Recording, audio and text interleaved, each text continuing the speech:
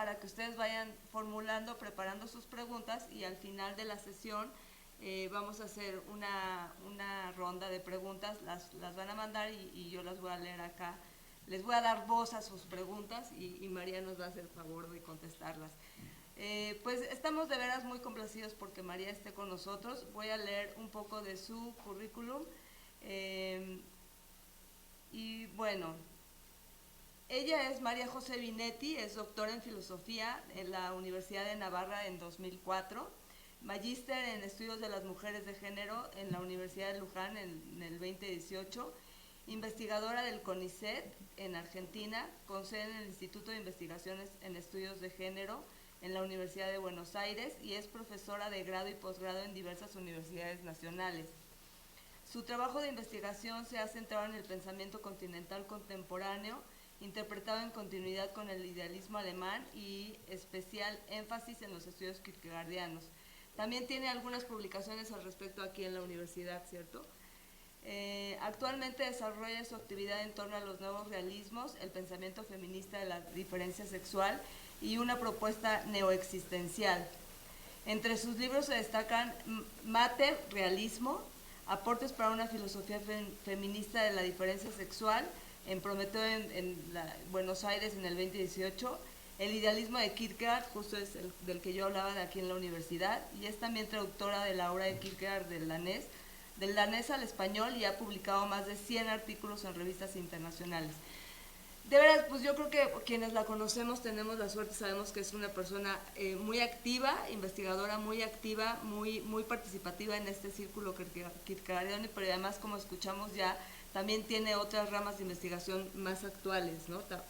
Más actuales en el sentido de otros temas también, ¿no? Gracias, María, pues sin más, te cedo la palabra. Muchas gracias, Mariana. Gracias, Luis, que sé que nos está escuchando, está presente. Y gracias a la Ibero por esta invitación y por hacerme sentir como en casa a todos ustedes. Realmente soy una privilegiada y una honrada.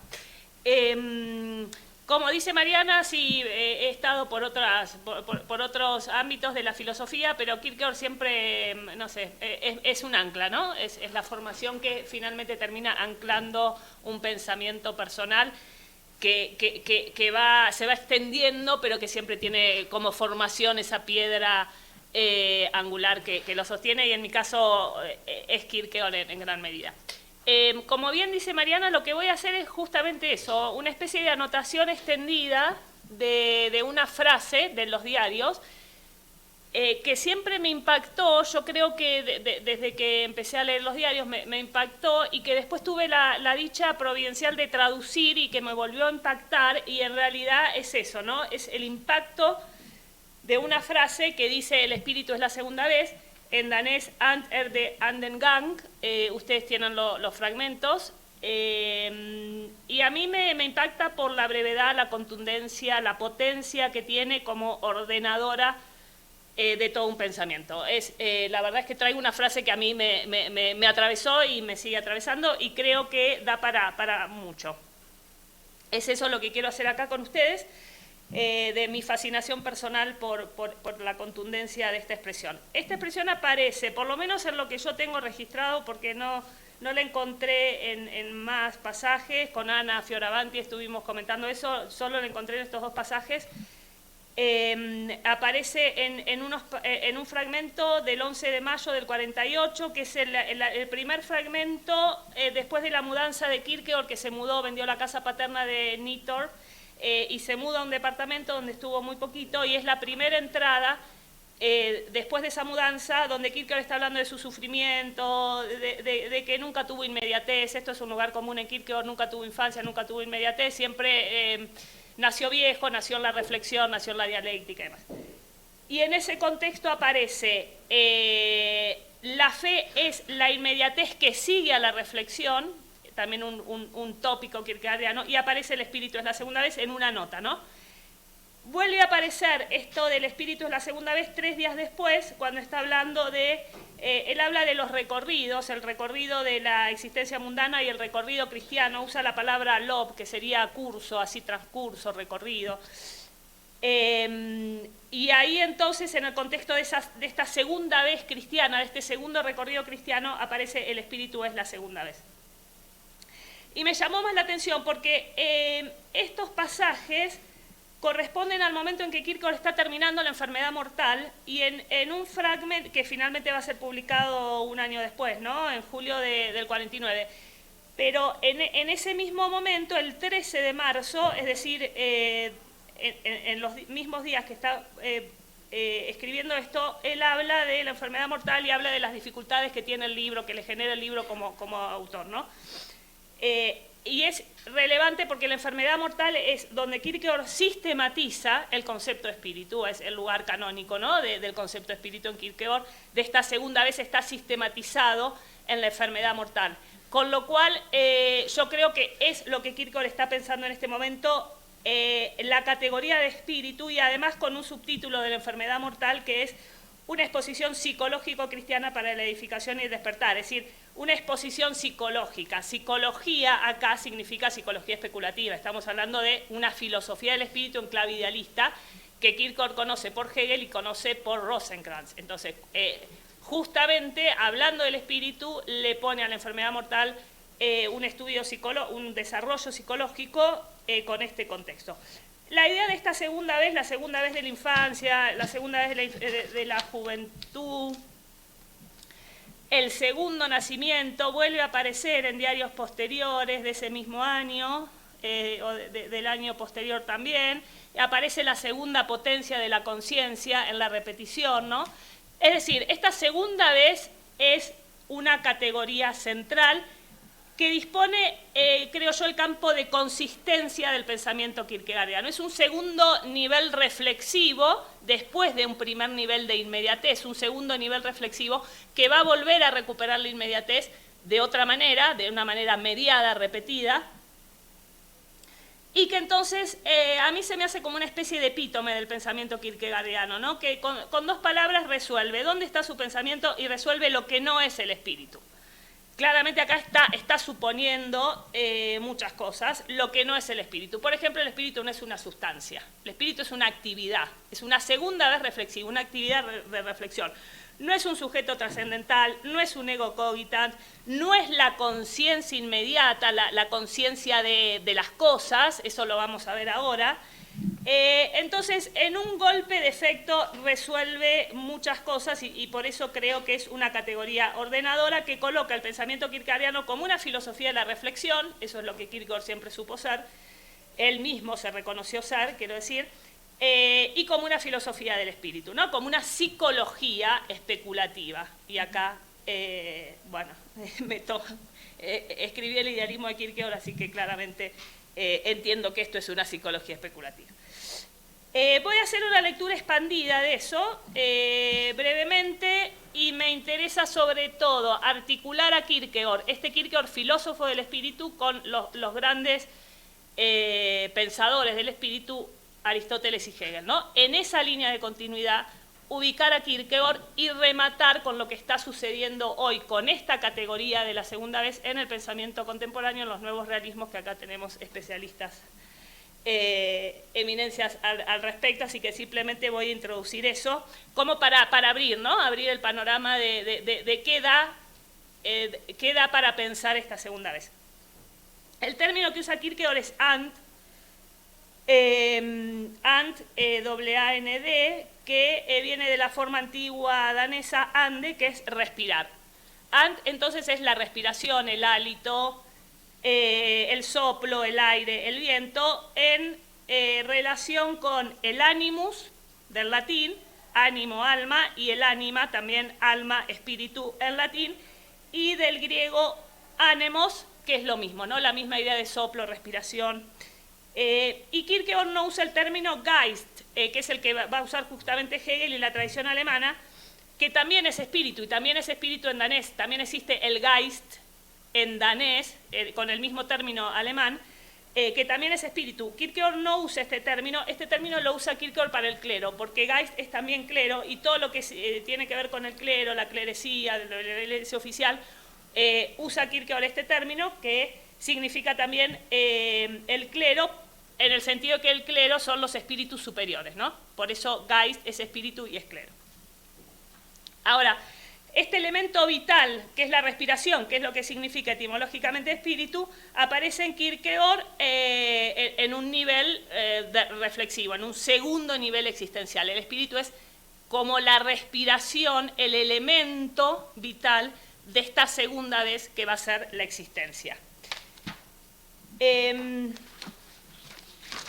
segunda vez se distingue de la primera vez de la conciencia y de la autoconciencia también, del plano de la conciencia. El plano de la conciencia, esto está más o menos sistematizado en De Omnibus Dubitandum Es, que es inconcluso, pero aparece el tema de la conciencia. La conciencia es una separación, una contradicción entre la realidad y la idealidad. Lo primero es la unión indeterminada de esto. La conciencia pone la ruptura y esa ruptura es una posibilidad de relación. Entonces, la conciencia es esta separación, este desdoblamiento sujeto-objeto, realidad-idealidad, representación-cosa. Es decir, en la conciencia tenemos una relación sujeto-objeto, mente-mundo, pero es una relación inmediata de la mente-espejo, ¿no? Lo que la teoría idealista llama la mente-espejo. La conciencia refleja un objeto dado. Y dice Kierkegaard en Johannes Climacus, la relación de la conciencia siempre es tricotómica, porque de donde tengo dos, tengo uno que media, que une, ¿no? Que sería en este caso la autoconciencia como la unidad de sujeto y objeto. La autoconciencia sería como una conciencia de la conciencia que pone al sujeto como sujeto de la relación sujeto-objeto y además como sujeto de la totalidad de la relación. Dice Hegel, esto es, John Stuart dice que esto en este opúsculo Kierkegaard sigue a Hegel, claramente sigue a Hegel. La conciencia entonces la autoconciencia es un lado de la relación y toda la relación, porque tenemos sujeto autoconsciente de su propia conciencia que es sujeto y objeto. Esto es espíritu, dice Kierkegaard, pero es el espíritu en su inmediatez de aparición, en su aparecer, en su ser ahí. Es la fenomenología del espíritu, ¿no? Que es la conciencia, esa fenomenología del espíritu.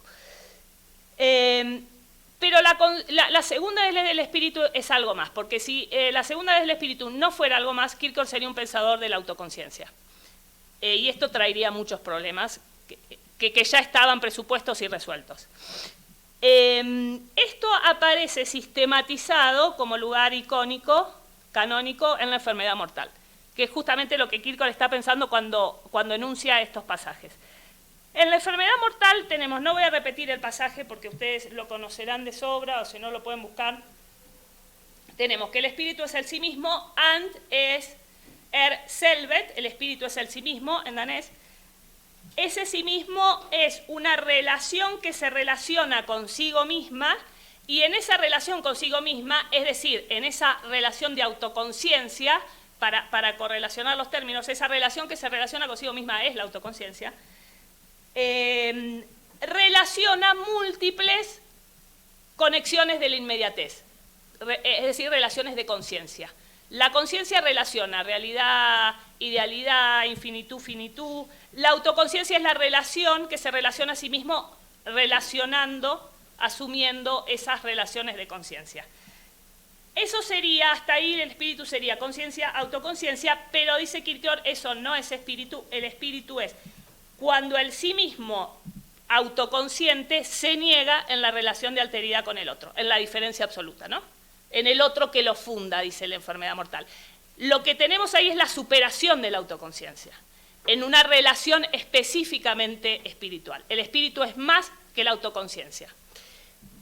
Esto en la enfermedad mortal, repito, es la relación que se relaciona consigo misma, que a su vez contiene la síntesis, finitud, infinitud, tiempo, eternidad, libertad, necesidad, que aparece como una relación positiva, pero eso no es el espíritu. Además de eso, el espíritu es una tercera reflexión sería, con un otro que niega la autoconciencia y que es ahí la certeza de ser toda la realidad.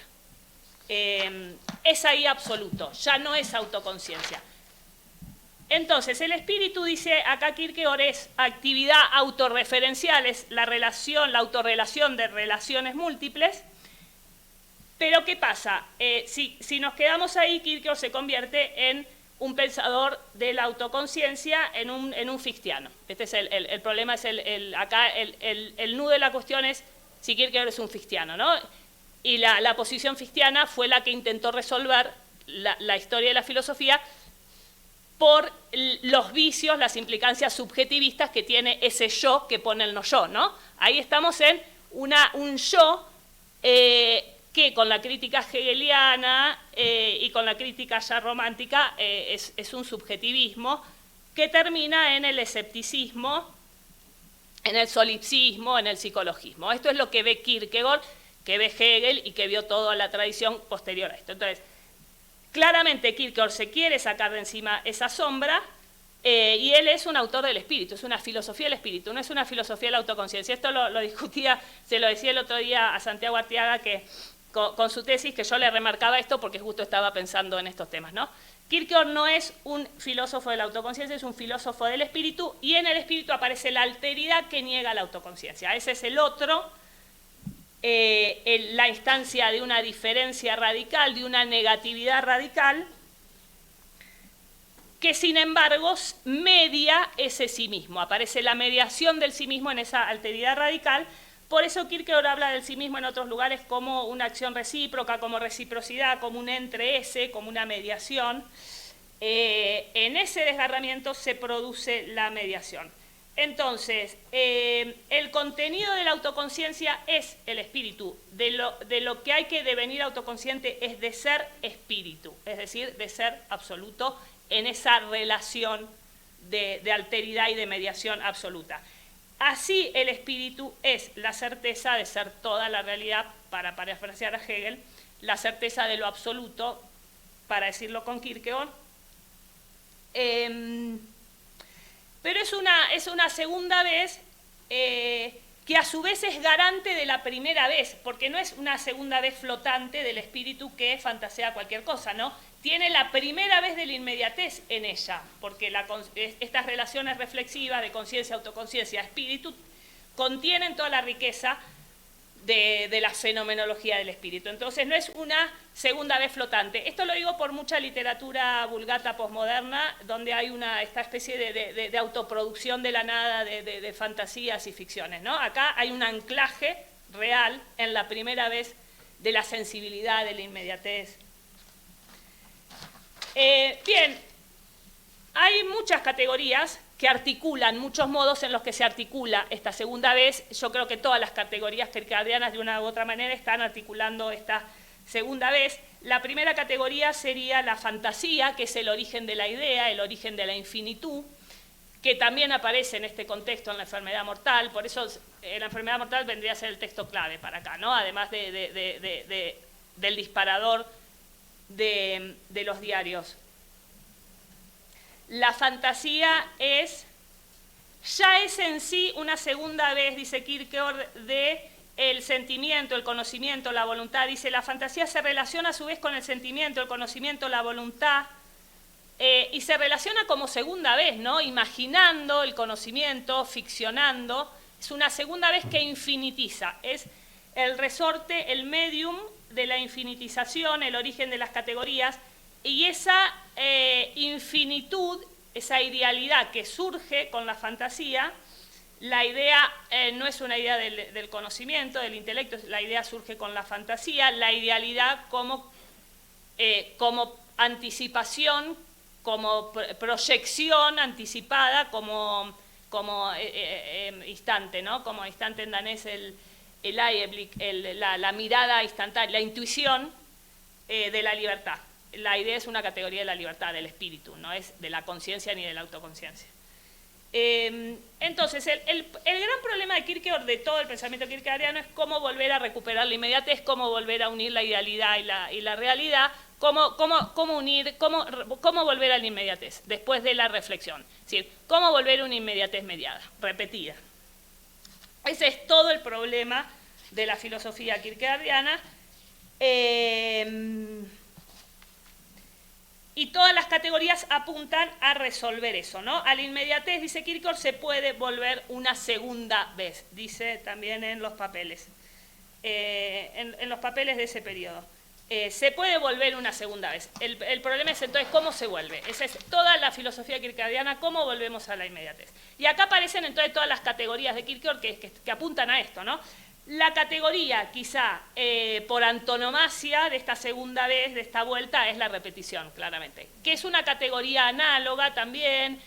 Hay una repetición en cada uno de los estadios, es una especie de repetición, ¿no? El estético es una repetición en la infinitud, el ético es una repetición en la autoconciencia y el religioso finalmente es una repetición absoluta en la diferencia absoluta, que subsume a todos los otros, no es que aparece de la nada, sino que integra a todos los demás. Entonces la repetición sería claramente esta segunda vez del espíritu. Los papeles B, que son los apuntes del libro, la repetición, claramente colocan la repetición en el dominio espiritual, no es de la naturaleza, no es de la conciencia, no es de la autoconciencia, es del espíritu. Y dicen, la libertad misma es entonces la repetición. Es decir, la repetición es el espíritu mismo en esta segunda vez que se relaciona consigo misma, es decir, que se autodetermina a sí mismo. Esta autodeterminación del espíritu en sí mismo, en la diferencia absoluta, ¿no? Porque ahí aparece el corte de la diferencia, esa diferencia es la que permite la mediación, eso es la repetición, es el dinamismo, el movimiento donde la libertad es forma y contenido de sí misma, acto y objeto de sí misma. Pero en ese sí misma contiene todo lo demás, ¿no? Contiene las representaciones de la conciencia, los impulsos, es decir, contiene todo, todo lo que lo humano contiene. Y acá en la repetición es donde aparece entonces, la repetición es la segunda potencia de la conciencia, no es la conciencia, es la segunda potencia que es espíritu. Otra categoría es la categoría de doble reflexión. La doble reflexión es, la primera reflexión es abstracta, es la reflexión estética, en la abstracción, en la mera imaginación estética. La doble reflexión es la reflexión que vuelve a la inmediatez concreta, que concreta la idea. El tema es dónde la concreta, ¿no? La concreta en la existencia individual. Esa es la categoría de la segunda vez. Después está la reduplicación también en el mismo sentido. Está el cómo y el qué son también categorías de la segunda vez. La segunda vez no es un qué, no es una sustancia, es un cómo, es decir, es un movimiento subjetivo. Y acá aparece la idea de que Dios mismo es el cómo, ¿no? Lo divino mismo como forma absoluta del espíritu. Una forma absoluta, ¿no? Que está poniendo la relación, que justamente es la manera de superar el problema del subjetivismo de la autoconciencia. Si no es esto, es el subjetivismo de la autoconciencia. La contemporaneidad también, porque la contemporaneidad es como una presencia, ser perfectamente presentes a sí mismo, es decir, es la transparencia de la realidad en lo espiritual, en la idealidad. Y finalmente, lo que yo creo decisivo acá, de esta segunda vez, que quizás sí lo distingue del pensamiento hegeliano, o sí y no, pero bueno, lo específico kierkegaardiano es la consistencia existencial de esta segunda vez. Esta segunda vez es en la existencia, es en el individuo singular existente, es en la certeza del individuo de ser lo absoluto, de ser toda la realidad, de ser lo absoluto, ¿no? El espíritu, dice Kierkegaard en otro pasaje de los Papirer, el espíritu es el poder que el conocimiento de un hombre ejerce sobre su vida. Es decir, ahí está la vida, la experiencia, la existencia concreta como el anclaje de esta segunda vez.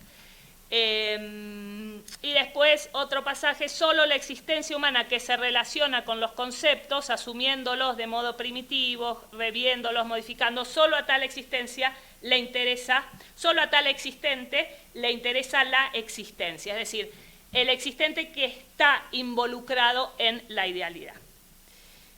Bien, esto es un poco una aproximación extendida de esta frase en el cuerpo kierkegaardiano. Lo que ahora yo quería apuntar es un poco articular esto con la tradición de los filósofos del espíritu. En primer lugar, Aristóteles, ¿no? Aristóteles con la idea del pensamiento que se piensa a sí mismo, porque en definitiva esta segunda vez es el pensamiento pensándose a sí mismo, que ese pensamiento que se piensa a sí mismo es después lo que Hegel llamó espíritu, pero no es nada más que eso, ¿no? Es el pensamiento que en su inmediatez es conciencia, es autoconciencia, y que en una reflexión superior piensa en sí mismo toda la realidad. Dice Aristóteles en la Metafísica: la intelección que es por sí tiene por objeto lo que es más noble por sí, y la que es en más alto grado lo que es en más alto grado. El espíritu como el ser supremo, ser en sentido fuerte ontológico, como el ser real, y remata Aristóteles, pues el acto del entendimiento es vida. Es decir, no es una mera abstracción, esto es vida. La sabiduría es existencia, es vida y es vida divina, ¿no? Traducido esto en términos kierkegaardianos, podríamos decir, la segunda vez entonces es existencia absoluta. Esta segunda vez es la vida divina, es la existencia como realización del individuo singular existente en el elemento de la idealidad libre, en el elemento del pensamiento libre que se construye, que se crea a sí mismo. Hegel es, en este sentido, un aristotélico, ¿no? Bueno, tomo la idea de un autor que se llama Armando Rodríguez, que dice que Hegel toma la tesis aristotélica de que el nous es el arjé. Y ese nous, que es arjé, que es el pensamiento pensándose a sí mismo, es espíritu. El Geist hegeliano es este espíritu pensándose a sí mismo, y esta autodeterminación del pensamiento que se piensa a sí mismo es libertad, es creación libre. Entonces, estamos en un dominio aristotélico hegeliano, por hacer una aproximación, ¿no?, con la tradición filosófica, de una actividad que se media consigo misma.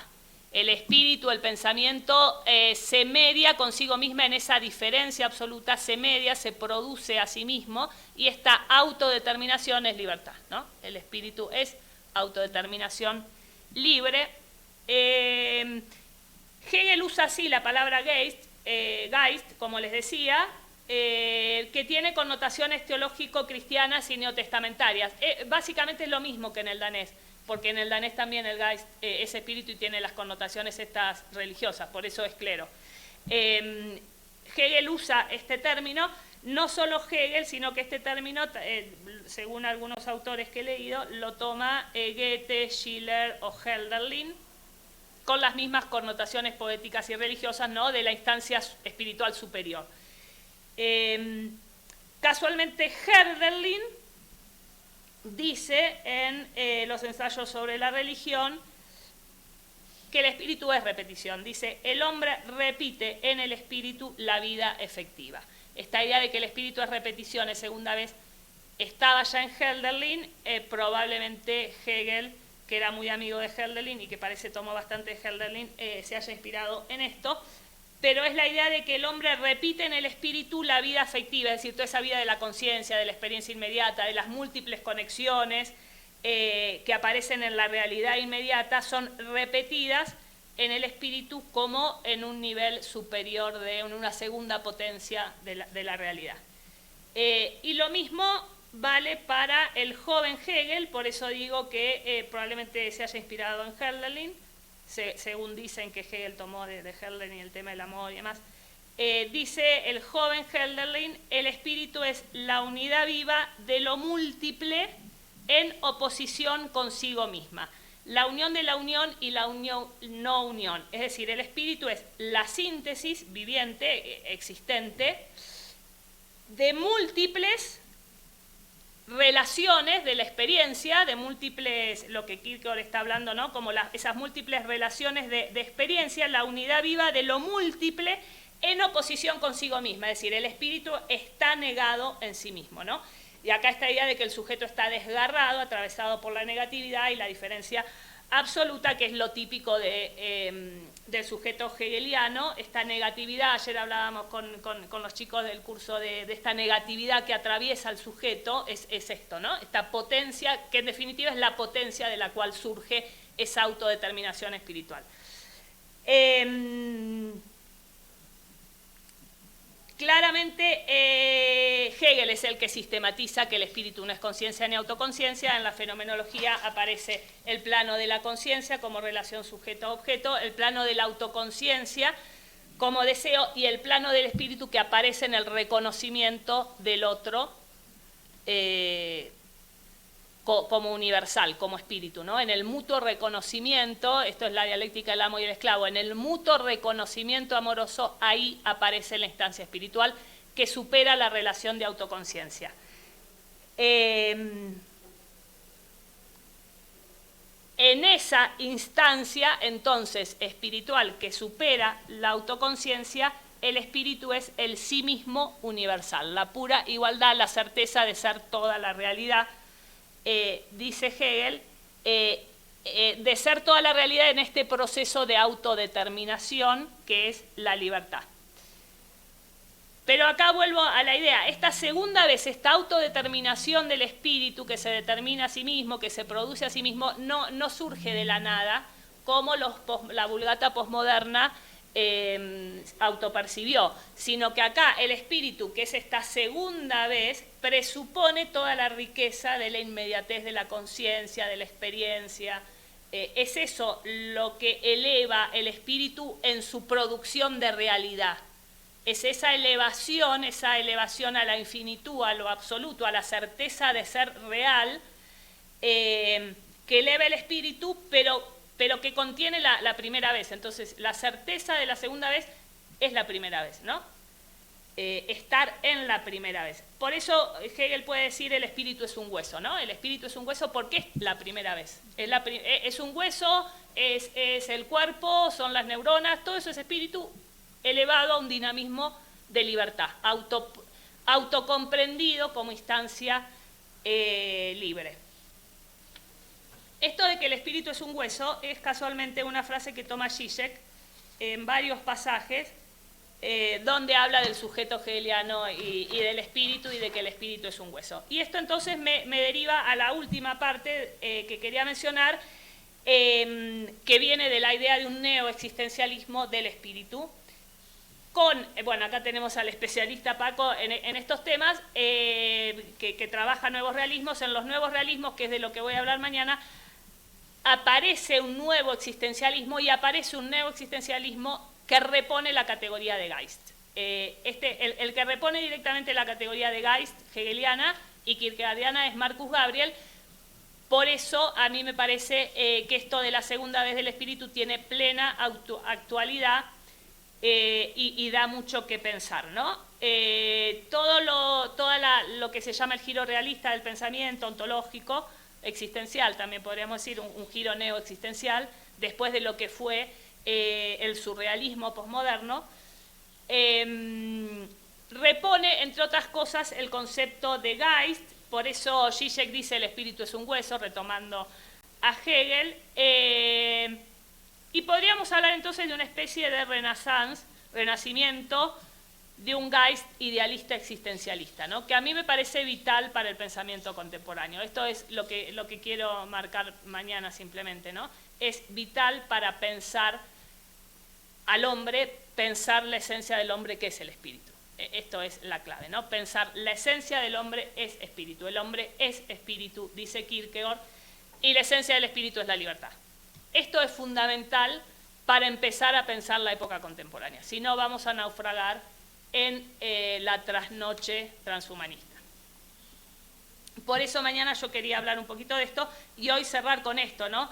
Entonces, Marcus Gabriel es el que plantea un neoexistencialismo directamente con anclaje en Hegel, él dice que el hombre es geistlich, ¿no? Es espiritual, es un ser geistlich, y lo distingue del animal. El animal vive hundido en la conciencia inmediata, en su experiencia inmediata, en sus representaciones, instintos, impulsos, vivencias inmediatas. El animal vive hundido en ese mundo de inmediatez que se le impone.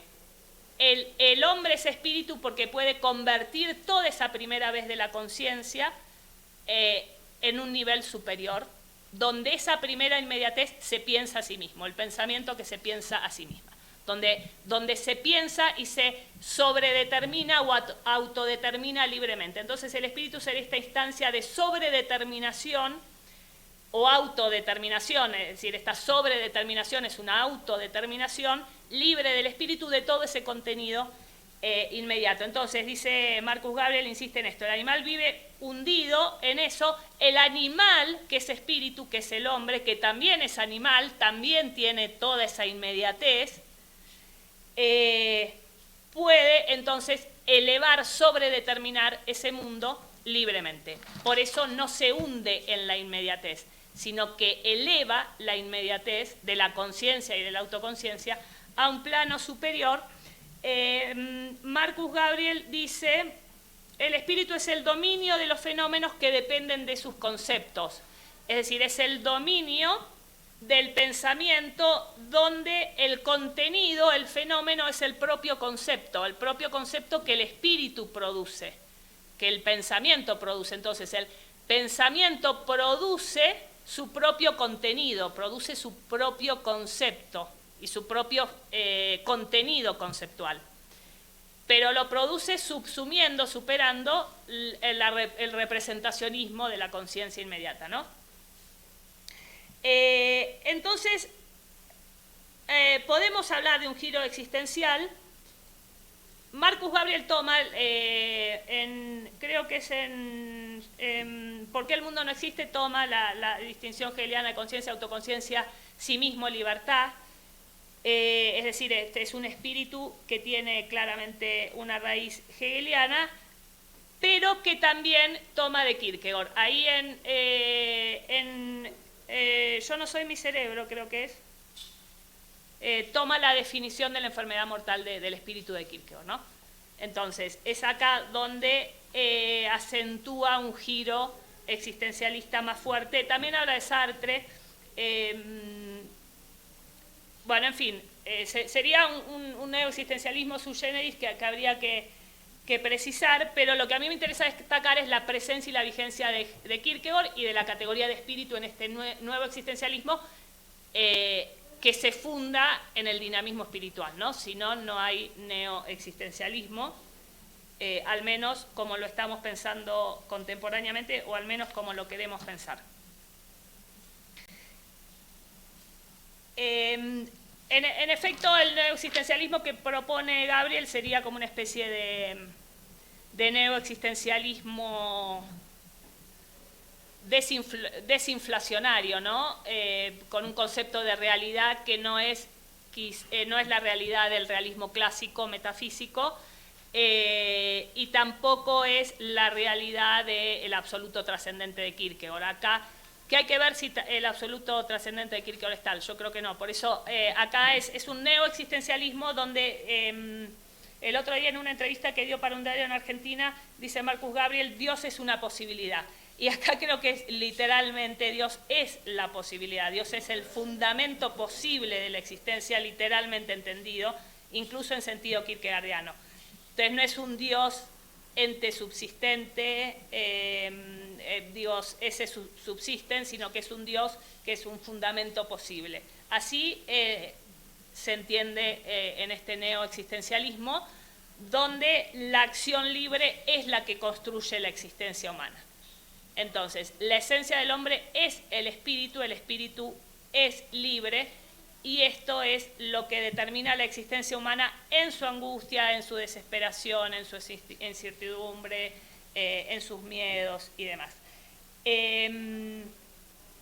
Bueno, voy a cerrar con esto, no sé cómo ando de tiempo, pero 10 minutos. sí, no, igual ya estoy cerrando y pasamos a Cierro entonces con esto.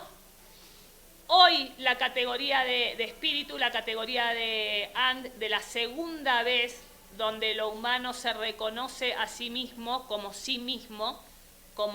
ser libre, creador de su propia vida y además de la vida política, de la vida social, de la vida en comunidad, ¿no? De la vida ética. Eso es el espíritu. El espíritu es lo que funda la existencia de la comunidad, de lo ético, de lo político, de lo religioso, de lo artístico. Hoy me parece fundamental reponer esta categoría en línea con la tradición idealista existencialista, y es lo que está pensando este neorrealismo. Y cierro con esto, que voy a hablar mañana, ¿no? El desafío de un transhumanismo postgénero nos obliga a restituir el estatuto de lo específicamente humano, que es el espíritu y la libertad. De eso voy a hablar mañana, enganchando las dos exposiciones, pero es eso, ¿no? La urgencia de pensar frente a la bancarrota existencial y espiritual que es este transhumanismo, esta posmodernidad socioconstructivista trasnochada que nos ha traído que significa el mayor peligro para la humanidad realmente.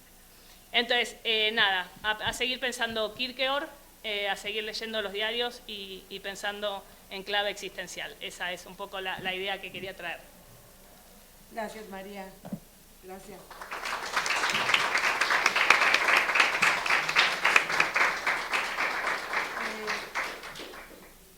Vamos a abrir el espacio de preguntas y respuestas. Le cedo la palabra a todo el auditorio. Tuvimos un pequeño gran problema técnico, entonces no tenemos preguntas en línea. No hay en línea. Pero, bueno, si alguien quiere participar ahora con alguna cuestión, pues podemos aprovechar a María, entre comillas. En la medida de lo posible.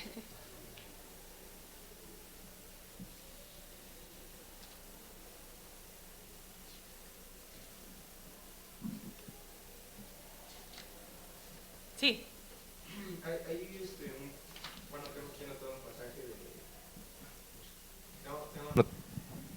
Tengo anotado aquí un pasaje el 3 a 214, donde Kierkegaard justamente habla de esta diferencia que hay entre el cristiano y el pagano, de que el pagano cuando se está en el Eliseo debe beber del río el Leteo como para olvidar, mientras que el cristiano debe cargar con todos sus pecados, o sea que no debe olvidar. Y ya después por ahí también en los diarios va a decir que de hecho creo que es justo en el pasaje que se expuso, que Dios es capaz de olvidar. Entonces este olvido, o sea, también lo relaciona un poco con esto de la ironía, que es como que ve en los fenómenos el vacío y por ello mismo es autodestructiva y autocreadora.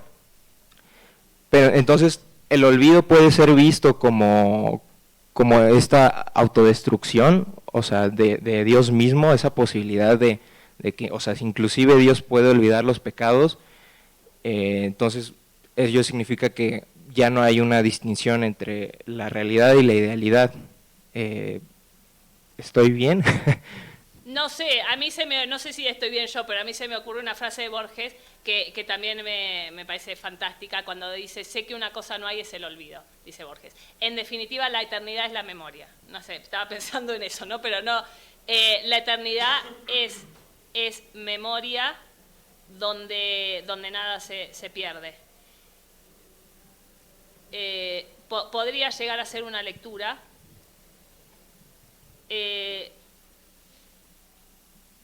Podría llegar a ser una lectura, y esa memoria es reminiscencia, ¿no? También. Bueno, me fui para otro lado, pero no era el olvido. Vos hablabas del olvido, que es justamente lo contrario. Yo estoy con la reminiscencia griega. Esa memoria es reminiscencia, es lo esencial que vuelve a ser, ¿no? Es que también estaba pensando justamente, no recuerdo si es en el tomo 3 o el 2, al inicio, que Kierkegaard habla justo de esta diferencia entre todo es nuevo en Cristo y no hay nada nuevo bajo el sol. O sea, ¿cómo podría ser visto cada uno desde esta perspectiva de la segunda vez? Sí, ahí es el corte de la trascendencia. que en realidad es una trascendencia, bueno, hay que ver qué tan trascendencia es, eso sería una discusión entre kierkegaardianos, ¿no? Yo creo que no es definitivamente la trascendencia del ese subsistem, no es el modelo que tiene Kierkegaard, es una trascendencia en el desdoblamiento, en el sí mismo espiritual, que es ese círculo de autodeterminación. Pero ahí lo que quiere decir Kierkegaard, sí, seguro, es a partir de ese quiebre, de esa negatividad que es la diferencia absoluta, aparece una realidad totalmente nueva, que es nueva en algún sentido y que no lo es porque es la segunda inmediatez, es el retorno a la inmediatez, pero definitivamente sí, es eso lo que quiere decir, es esa novedad del cristiano, es esa ruptura de la trascendencia, de esa negatividad absoluta que permite la repetición. Que la repetición por eso no es de lo mismo, es de lo otro. Después viene toda la cosa posmo, ¿no? La repetición es la de la diferencia, no es de lo mismo, porque tampoco hay lo mismo, hay un mismo que se autoproduce en su quiebre, entonces no hay un mismo. Por eso después vienen los franceses a decir la repetición, la diferencia es la repetición, toda esta vulgata, que en realidad es esto, no existe el sí mismo dado, lo que existe es el movimiento de devenir a través de la diferencia.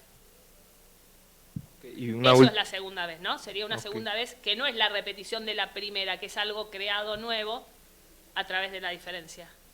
Y una última pregunta, cuando leí el pasaje también me acordé de otro, igual de los Papirer 3 a 237, lo leo rápido. Pues incluso si obtuvieras eso que dices, lo conseguirías a la manera de un niño y no podrías amar a Dios con todo tu corazón. No podrías amar a Dios con todo tu corazón, amarlo con toda tu pasión. Pero no es sino este amor el que es propio del hombre. Solo este amor es el que lo hace feliz. Pero me viene a la duda con la propia Biblia de que para entrar al paraíso uno tiene que ser como niño. Entonces no sé si estoy bien que podría ser como volver a ser un niño, pero no como ese sí mismo. No, claro, Kierkegaard lo dice, a la infancia se puede volver una segunda vez, se puede volver a ser niños, que es un poco la idea esta de la inocencia, la pureza del corazón, el ser uno, la contemporaneidad como pureza, esa inocencia es la segunda infancia, a la cual dice Kierkegaard se puede volver. Después hay que ver cómo se vuelve, ¿no? Porque ahí está la quiebre, ¿no? Pero se puede volver, es eso.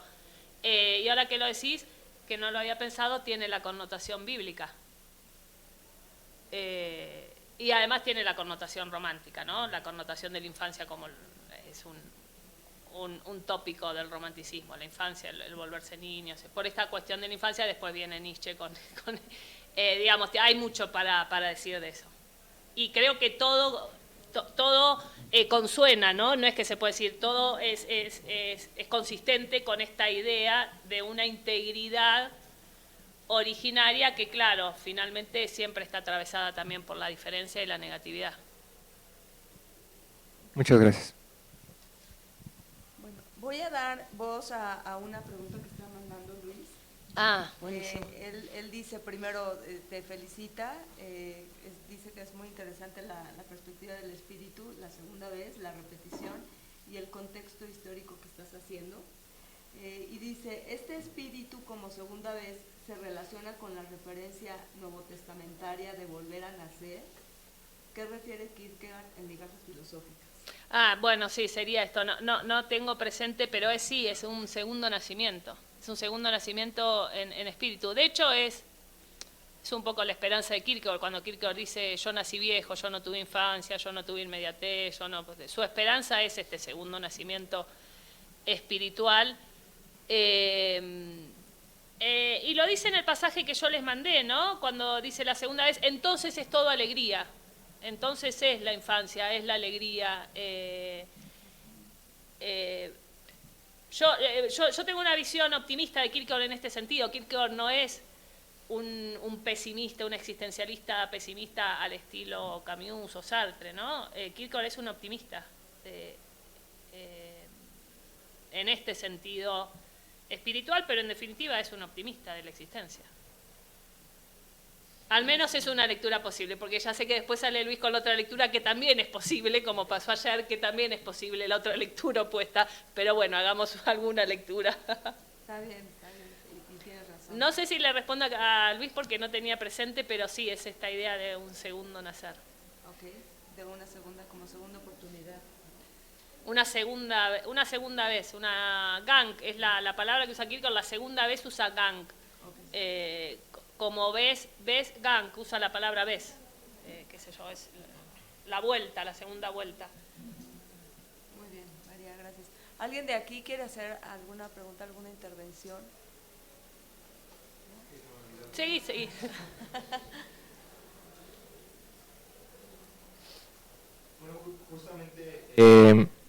Tengo este problema de cómo entonces elude la predestinación, porque, bueno, tengo por ahí una lectura de Schopenhauer que él mismo llega a decir de que, bueno, nosotros ya biológicamente estamos ciertamente predispuestos a la reflexión.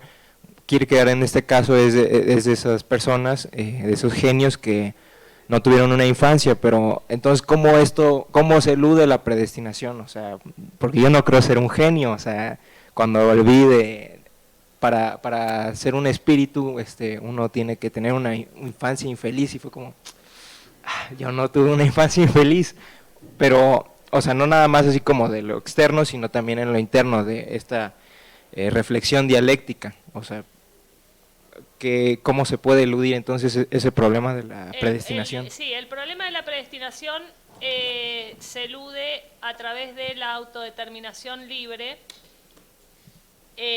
Pero esa autodeterminación libre, como no es la determinación de la autoconciencia, sino que es la determinación de un espíritu que es en reciprocidad con Dios, en realidad, la determinación de Dios es la acción libre humana. No, a ver, estamos en una acción recíproca hombre, Dios, o hombre-alteridad, pongámosle para no confundir, hombre-alteridad, el hombre, la alteridad absoluta, finalmente la relación es lo absoluto. Entonces, en esa relación, los dos sentidos son recíprocos, ¿no? Es la determinación de uno es la acción libre del otro, es la acción libre de la relación misma. Entonces, si Dios determina, en realidad esa determinación es mi propia acción libre, es la autoconciencia mía de ser ese fundamento puesto, que es mi propia realidad, mi propio espíritu. Por eso, en realidad, esto de que el espíritu es acción recíproca, de que el fundamento pone, el fundamento en la superación de la autoconciencia, entonces yo me doy cuenta que el fundamento me pone. Entonces, pero me doy cuenta yo, es mi acción la que pone el fundamento que me pone. Porque en la enfermedad mortal cuando dice, no, pero hay un otro, bueno, ese otro lo puse yo, ese otro lo puso mi reflexión, pero lo pone como otro que me pone a mí. Eso es acción recíproca. Entonces, ese otro que me está determinando, en caso que me determine, lo estoy poniendo yo.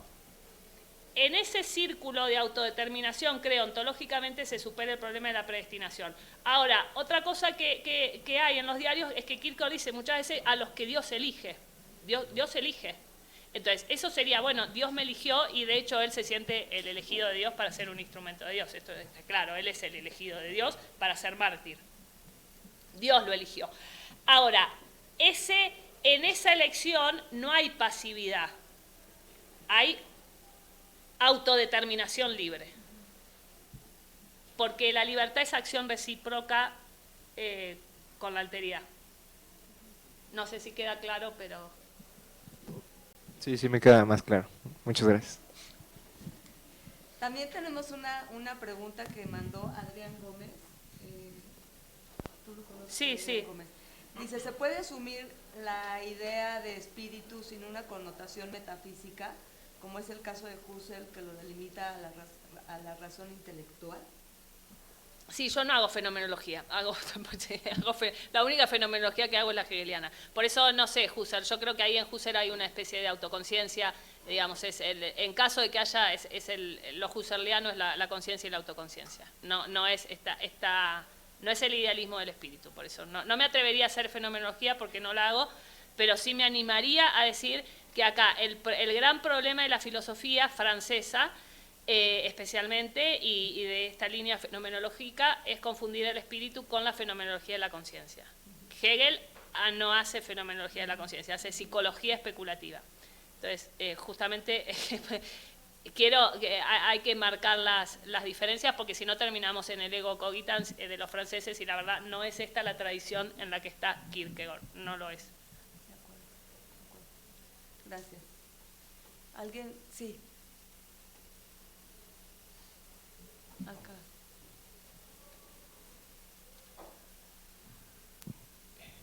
Buenas tardes, hola. Doctora Binetti. Me llama mucho la atención el tema de la libertad, y ahorita que el compañero decía la predestinación, creo que finalmente fue una reflexión que en la forma de pensarlo Kierkegaard, para él también fue muy complicado pensar la libertad, porque digamos que es muy fácil pensarla de manera especulativa, porque termina la libertad siendo ser sí mismo, pero es muy difícil pensarla en la nueva especulativa que quiere hacer Kierkegaard, porque es ser sí mismo y no es ser sí mismo. Entonces, precisamente la libertad termina siendo una paradoja, y por eso, pues en migajas, ¿no?, la libertad se alcanza es por medio de la fe, ¿no? Es decir, cuando la conciencia logra comprender la verdad y logra realizarse a sí misma, pero pues por fe, ¿no? Es decir, y la fe es la paradoja de la libertad. Es decir, termina siendo paradójico porque no hay o sea, creo que en Kierkegaard la libertad especulativa no termina en la definición de ser sí mismo. Por ejemplo, bueno, pero antes de seguir ahí, sí me parece muy importante pensar a Kierkegaard como un pensador de la libertad, como un pensador especulativo. Creo que esa fue siempre una de las cosas que más me llamó la atención de su pensamiento. Al principio no me sonaba, porque decía, ¿no?, porque estaba entre los polos de o anti-hegeliano o el Kierkegaard hegeliano. Entonces, al principio, pensar que, o sea, y de hecho, pues como sabes, hay mucha polémica, ¿no?, todavía con el término especulativo. O sea, todavía sigue siendo como un veto, todavía sigue siendo como algo que algunos todavía no consideran que Kierkegaard sea especulativo, ¿no? O sea, para darle su originalidad supuestamente, ¿no?, de Hegel. Pero una de las cosas que me comenzó a asombrar fue que Kierkegaard en un diario de 1840 dice que él quiere hacer una teoría especulativa cristiana, y entonces desde allí, y que esa teoría especulativa cristiana, pues sabemos que lo especulativo termina en la libertad, y todo eso va a estar en migajas filosóficas, ¿no? Es decir, esa cita que aparece en 1840 claramente va a ser el desarrollo de migajas filosóficas. O sea, que migajas filosóficas es un intento de hacer una fenomenología especulativa de la conciencia. Pues porque además aparece en la portada el término de Bevisted, que es de la conciencia. Entonces, sí quiso hacer una filosofía especulativa, y a partir de allí yo creo que se acaban los temores, ¿no? O sea, migajas filosóficas y esa cita de ese diario, y las citas que usted acaba de mencionar, cómo Kierkegaard pensaba la conciencia y la repetición y toda esta segunda inmediatez, todo esto es, pues, es especulación, ¿no? Y todo este asunto de la religión, de la paradoja, de la fe, de la razón, del entendimiento, todo eso tiene que entenderse como una filosofía especulativa, no como la aversión de Kierkegaard a lo especulativo, sino entendiendo todo eso como especulativo, ¿no? El entendimiento de sí mismo, ¿no? Cuando el entendimiento queda en paz consigo mismo y alcanza su libertad, que finalmente es a donde va Kierkegaard, ¿no? Es decir, a que la razón pueda entenderse, comprenderse a sí misma y pueda ser libre. Entonces, me parece muy importante entender a Kierkegaard como un filósofo de la libertad,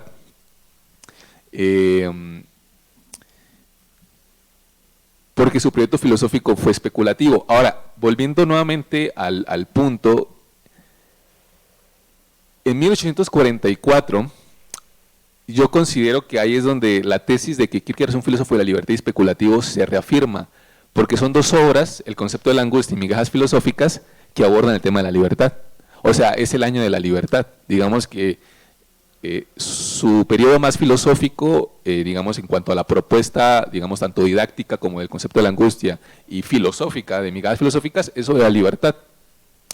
Y me llama, pero digo que termina siendo complejo el tema de la libertad y lo fue para él porque las definiciones que da Kierkegaard de la libertad en migajas filosóficas y en el concepto de la angustia no son el sí mismo. Por ejemplo, en migajas filosóficas, Kierkegaard habla de que desde el punto de vista socrático, la libertad sí es ser sí mismo, Være sich self, y lo dice en el proyecto B de migajas filosóficas. Pero justamente esa es la libertad que el cristianismo va a transformar.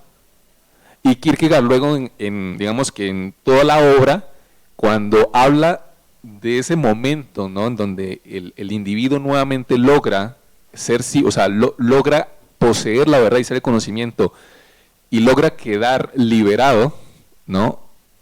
En ningún momento Kierkegaard habla de que es la libertad, sino habla de que es la fe. Entonces, parece que el concepto filosófico de ser sí mismo es la libertad, pero el concepto filosófico, el concepto religioso de ser sí mismo es la fe, por ejemplo, en migajas filosóficas. Y en el concepto de la angustia, Kierkegaard habla, a propósito de lo demoníaco, que la libertad es comunicativa, porque lo demoníaco es ese ensimismamiento, ¿no? Aunque Kierkegaard no habla de que lo demoníaco como tal es un sick self, sino utiliza simplemente el término de enclaustrado, de ser encerrado, de estar aprisionado, pero claramente pues el término alude a este ser sí mismo que es una autoconciencia, ¿no?, que no quiere la relación con lo otro. Entonces, y todo esto luego también tiene un problema con el concepto de adoración, ¿no? En el cristianismo, Kierkegaard piensa que la fe sería adorar, ¿no? Es decir, no sería, siempre es esta conciencia de estar derivado, ¿no? Siempre es esta conciencia de agradecimiento, de acción de gracias. Siempre es un amor, ¿no?, por lo otro. Pero Kierkegaard también sabe que la libertad de Dios es crear y que Dios me ha dado toda la libertad posible y por tanto me creó de la nada y me ha hecho una conciencia, es decir, un sí mismo. Entonces, me gustaría saber si usted también considera que finalmente Kierkegaard, en cuanto a ese aspecto de la libertad, no le encontró los nombres, ¿no? Finalmente a la libertad, o sea, es especulativa, pero no le encontró finalmente el nombre definido y claro a qué sea la libertad, porque finalmente la libertad es paradójica. No sé si... Sí, hay muchas cosas, en lo que decís habría muchas cosas para responder. Yo creo que cuando Kierkegaard llama a la enfermedad mortal una psicología cristiana, ahí lo que está diciendo en realidad es una psicología especulativa. Lo que pasa es que él llama a la especulación, su especulación es el cristianismo. Ese es el punto, ¿no? Porque él vacía de contenido la especulación para trasladar ese contenido al cristianismo. Entonces, porque además la psicología especulativa es lo que se estaba discutiendo en ese momento con Rosenkranz y con Hegel, la psicología especulativa del espíritu, que es una filosofía del espíritu. Justamente lo que a mí me interesa más en este momento como proyecto pensar es una psicología especulativa. Y Kierkegaard es eso, nada más que su psicología especulativa es el cristianismo, porque la acción libre es la fe. Ahora, ¿qué es la fe? Es la acción libre. La fe es la acción de la libertad, es la acción libre, donde la libertad es contenido de sí misma, porque esa libertad afirma lo divino, lo afirma lo absoluto. Es más, te diría, la gracia es acción libre. Esto que me decís de la predestinación, la gracia que me viene, no me viene, porque no hay una cosa sustancialista que me tira la gracia. La gracia es mi acción en una realidad relacional, donde el otro soy yo, donde Dios es el cómo. Entonces, la gracia es mi acción libre. Por eso, la psicología especulativa de Kierkegaard es una psicología cristiana. Ahora, vayamos a la estructura ontológica de esto, y es la especulación. Esa es mi lectura, ¿no?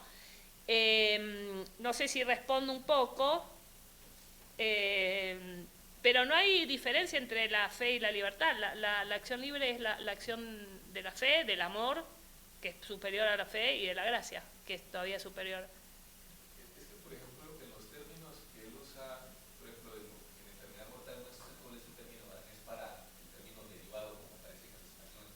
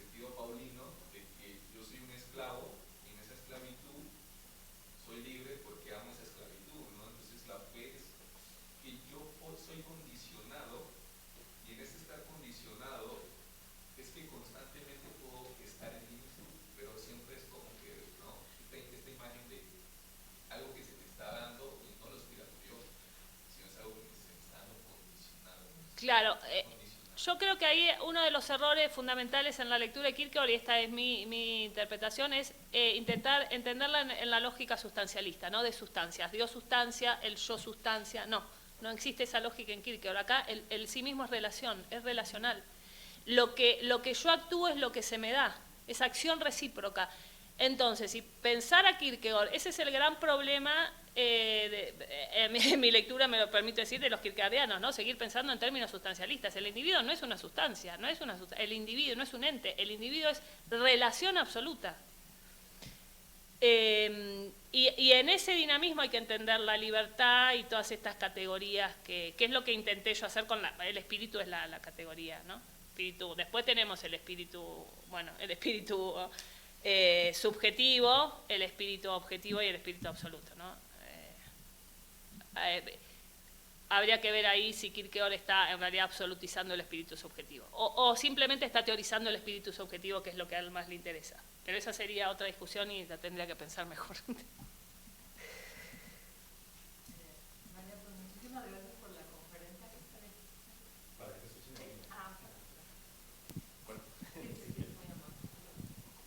María, muchas gracias por la conferencia, a mí me ha parecido muy interesante. Conozco y siempre me ha gustado mucho esta dialéctica de la enfermedad mortal, donde cita la necesidad, la libertad, la finitud, la infinitud, Kierkegaard. Y me parece muy interesante esta lectura que haces tú de que esta segunda vuelta no pierde la riqueza de la inmediatez. Entonces, esta preposición que has dicho de es la conciencia, esta segunda vuelta es la conciencia de ser lo absoluto. Entonces, no sé si, a mí me gustaría, María, que ampliaras esta idea, ya que piensas a Kierkegaard como un pensador de la existencia, y sobre todo en esa ampliación que nos compartieras cómo está pensando el cuerpo, la corporalidad. Me hace acordar cuando Kierkegaard dice en Temor y Temblor, que es una frase que a mí siempre me encanta: el caballero de la fe se parece al mejor burgués endomingado, ¿no? Es decir, ahí tenés toda la riqueza de la finitud, tenés el cuerpo. Kierkegaard no piensa el cuerpo, no es un teórico del cuerpo, no hace fenomenología del cuerpo, claramente. Pero lo que sí es cierto, bueno, en la enfermedad, el concepto de la angustia tenés la síntesis cuerpo y alma. Digamos, no piensa el cuerpo, pero lo supone. El cuerpo está ahí, sin cuerpo no hay espíritu. Esto está claro porque Kierkegaard esto es un pensador tradicional, ¿no? Con esta división tripartita, cuerpo, alma o conciencia. En realidad la conciencia vendría después del alma, pero bueno, y espíritu, ¿no? Ahora, en el espíritu ahí, el espíritu absoluto es el individuo existente. El individuo singular existente es el absoluto. No hay otro absoluto en Kierkegaard, porque es el absoluto. En ese sentido, si querés, podría animarme a decir, aunque no, ese espíritu absoluto que Hegel lo pone en la instancia de filosofía, arte, religión, Kierkegaard lo sintetiza en la existencia. Por eso su punto de resolución de la segunda vez es la existencia concreta. Y esa existencia es cuerpo, es alma. Después habría que pensar, ¿no? Porque Kierkegaard también es un pensador del martirio, entonces ahí el cuerpo es un cuerpo mártir, ¿no? Es un cuerpo, sí, de sufrimiento. Entonces este ser lo absoluto es ser libre, pero sí, que a la vez tiene que ser actualizado siempre, ¿no? Claro. En el pensamiento de Kierkegaard. Entonces es ser lo absoluto, pero a lo mejor en este instante en el que me estoy repitiendo, ¿no? Es devenir absoluto. Okay. Y ahí tenés el fundamento de la posibilidad, como la condición de la libertad es la posibilidad, en el concepto de la angustia, que bueno, es mi tema, ¿no? Es lo que a mí más me fascinó de Kierkegaard, es el concepto de la angustia. La libertad es infinita posibilidad de poder. Entonces, es infinita posibilidad y está siendo siempre posible. Entonces, la actuás y vuelve a ser posible, la actuás y vuelve a ser posible. Por eso la idea de un absoluto en continuo estado naciente. Que esa idea contrasta con la idea del Dios en subsistence, ese subsistence. Entonces ahí hay una discusión, ¿no? Entre kierkegaardianos, pero yo definitivamente no entiendo al Dios kierkegaardiano como el ese subsistente de la metafísica clásica. Ahora, finalmente, bueno, a mí de verdad me pareció muy rico esto de que en la lectura de que no se pierda la riqueza de la inmediatez, y entonces en ese sentido preguntar si conoces algún pensador que haya recuperado esta reflexión pendiente de Kierkegaard del cuerpo en esa segunda vuelta. Marcus Gabriel me parece que va más por ahí. Okay. El neoexistencialismo de Marcus Gabriel o de estos teóricos habría que hablarlo con Paco Galán, que es también especialista en esto, pero va por ahí la teorización de los nuevos realismos, porque es más anclado en el cuerpo, en el espíritu, como espíritu de un animal, de un viviente, entonces ese espíritu que es un hueso. Sí, yo creo que por ahí sería una linda tarea pendiente para un nuevo existencialismo, ¿no? Esta del cuerpo, sí. Muchas gracias. De nada, gracias por la idea. Bueno, pues yo creo que vamos a terminar, María, ¿te parece? Para que tengas un descanso y después continuar con la agenda del día. Les agradecemos mucho su asistencia, su interés, su escucha, sus aportaciones y sobre todo pues el compartir este desayuno. Y darme la oportunidad de expresarme, de hablar. Al contrario, María, nosotros por escucharte y estar interactuando así es una fortuna, de verdad. Y para mí es una fortuna que me escuchen, así que muchísimas gracias a los presentes, los oyentes y los que seguirán escuchando. Así es, muchas gracias. Los que seguiremos. Pues ya continuaremos. Bueno, mañana tenemos otra actividad. Sí, que va a ser un poco continuación de esto, ¿no? Lo de mañana. Es a las 11 de la mañana en este mismo auditorio. Sí, gracias, Víctor. Pues bueno, aquí los esperamos y si ustedes pueden, aquí nos vemos y si no, también será transmitido, yo creo, ¿verdad? Entonces, podemos escucharnos también en línea. Pues muchas gracias. Gracias, María, de verdad. Gracias a ustedes. Gracias a ustedes y a la Ibero. Pues tú sabes que está aquí presente también. Por supuesto. Sigamos entonces. Gracias.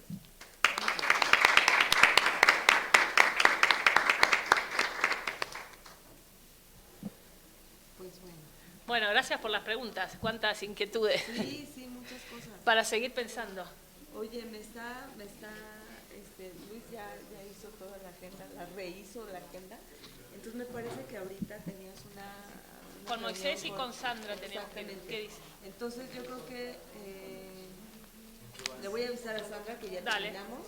Ahora no sé si quieres tomar algo, si quieres... No, un cafecito, pero por ahí por el camino. Ah, está... ¿Cómo estás, Arturo? No te había visto, Arturo. Sí, mejor no hacerlo tan largo, porque ¿viste? Cuando ya se suben son tan largos al... Sí. ¿Cuánto quedó? No sé cuánto quedó, pero... Pues ahorita fueron 11:25, o sea, fue 1:25, tampoco fue tanto. No fue tanto, pues y mi talk, mi charla, ¿cuánto fue? Fueron como 45, 50 minutos máximo. No estuvo largo, pero yo creo que la tuya fue de 45 minutos. Sí, estuvo muy bien. Sí, no era la idea hacer mucho más largo. Porque...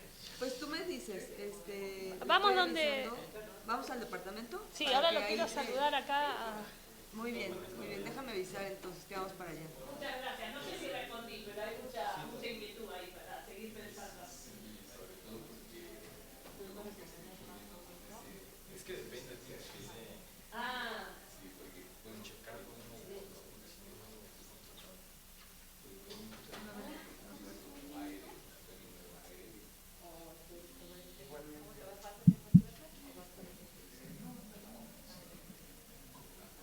Listo, Héctor, muchas gracias.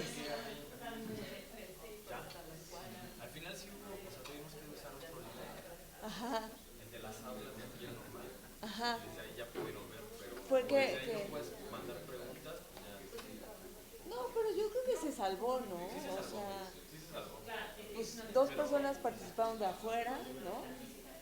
Aquí yo creo que estuvo muy bien, ¿no? Y me escribieron que ya se veía mucho mejor, se escuchaba mucho mejor desde el otro libro.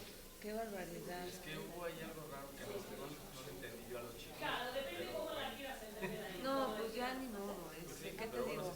Bueno, se veía, se oía, ¿no? Se escuchaba. A lo mejor no tan claramente, pero ¿y la cara qué no? O sea, no se proyectó